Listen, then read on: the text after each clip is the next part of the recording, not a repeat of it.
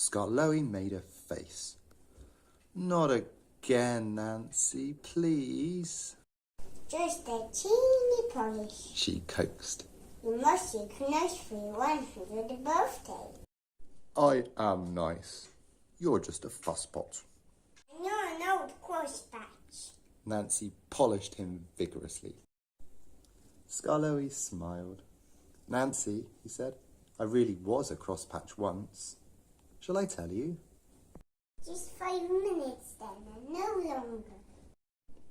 Nancy sat down on a box, and the old engine began. Talachwyn, Dolgoch, Rheneas and I were built together in England. Who, asked Nancy, are Talachwyn and Dolgoch? Talachwyn is my twin, Dolgoch is Rheneas's. Their railway is at Tywyn in Wales, and they're 100 too. They were green, and we were red. Talachwyn and I had 4 wheels then, and no cab. We thought we were wonderful, and talked about how splendid we'd look pulling coaches. What about trucks? Asked Nancy. Skarloey chuckled. We had no use for them, he said.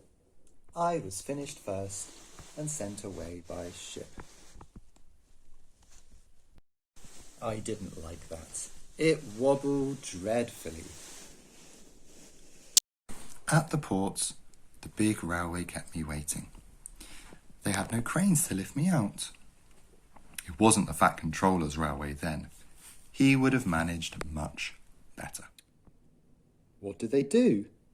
Asked Nancy. They used the ship's derricks.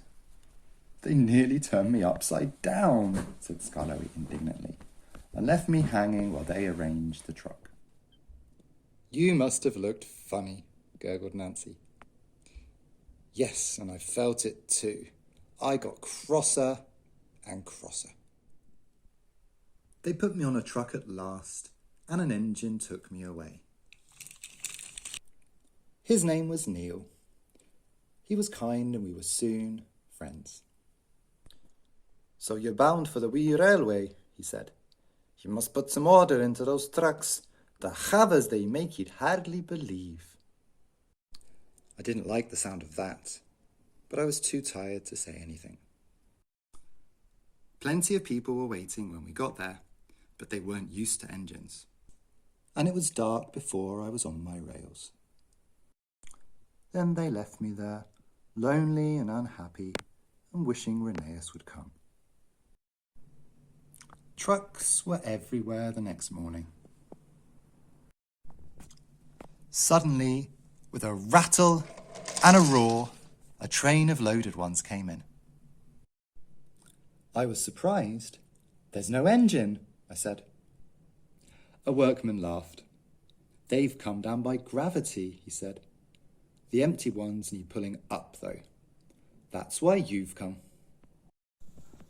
But can't they go up by whatever it was you said? Gravity only brings things down. We need horses, or engines like you, to pull them up. What? Do I have to pull trucks? Of course. I won't. I want coaches. He just laughed and walked away. Soon Mr. Mac, the manager, arrived with some men. He showed them my parts from a book. We're going to steam you, Skarloey, he said. Can I pull coaches, sir? No, certainly not. I gave him such a look. They didn't understand engines, so it was easy.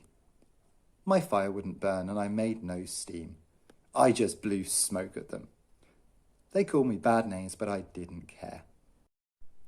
The next day they tried again, and the next, and the next.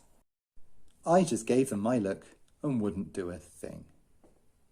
At last the manager said, "Very well, be a crosspatch, but we're not going to look at your sulky face all day. We'll cover you up and leave you until you're a better engine." They did too, chuckled Skarloey. They fetched a big tarpaulin and covered me right up. I didn't like that at all. I think it served you right. said Nancy severely. Never mind her, Skarloey. Please tell us what happened next. Nancy turned around in surprise. A group of people had quietly come up to listen while Skarloey was telling her his story.